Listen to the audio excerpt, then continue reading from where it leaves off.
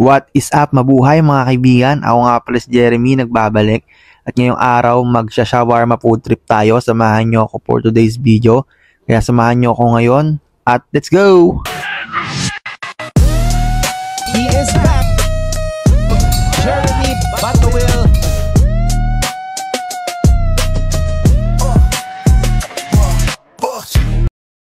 Where one Mexican beef?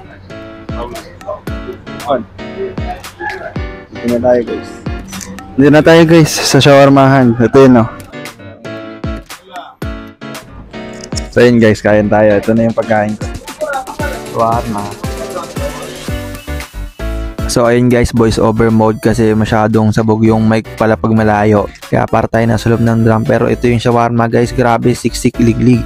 At umaapaw siya sa sobrang dami. Pero ayan, nakagatan ko na, pasensya na. Pero ayan guys, yung shawarma dito punong-puno ng laman. May gulay, may beef, may ayun, lalagyan mo pa ng ganyan, no, garlic mayo. Yun, french fries, may french fries din siya. Ayan, no. Spicy nga pala in order ko guys. Kaya ayan, no, sarap na sarap ako dyan guys. Ang sarap na guys, pang ibang iba yung lasa niya sa Pilipinas.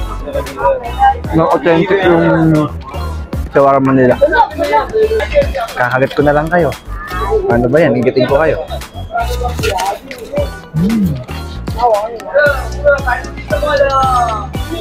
Sarap na. Dan lahat to. Kuwang-kuwa mo lahat sa isang kagat mo, pusang kagad. So ito nga pala yung shawarma nila guys. Yung malaki guys, chicken. Yung maliit nandun, beef yun.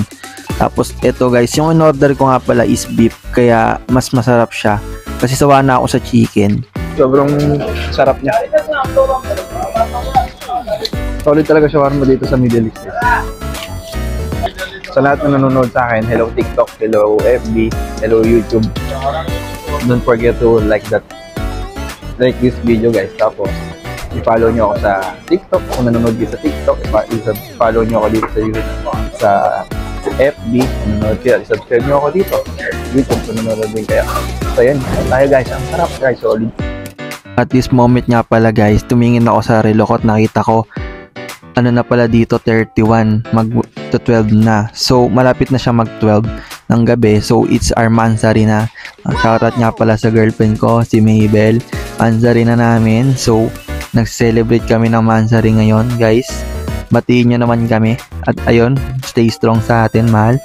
At yun lang, bawal maghiwalay. At this moment naman guys, yan, bumili ako ng citrus. Yan yung paborito kong inumin dito. Siyempre, kailangan natin ng panulak. Kumain tayo ng madami. Kaya ito, ang sarap niyan guys. Parang ano siya sa atin, Mountain Dew. Pero mas masarap siya sa Mountain Dew. Ito yun. Talagang ano siya, masarap. Kaya wala rin akong masabi. At ngayon wala na rin ako masabi. Patapos na rin naman tong video. At malapit na ako mag-outro. Ito na, ininom ko na. So yun guys, maraming salamat sa lahat na nanood. And huwag niyo kalimutan i-follow ako sa lahat ng social media ko. And hanggang sa susunod ulit na video. Salamat and bye bye.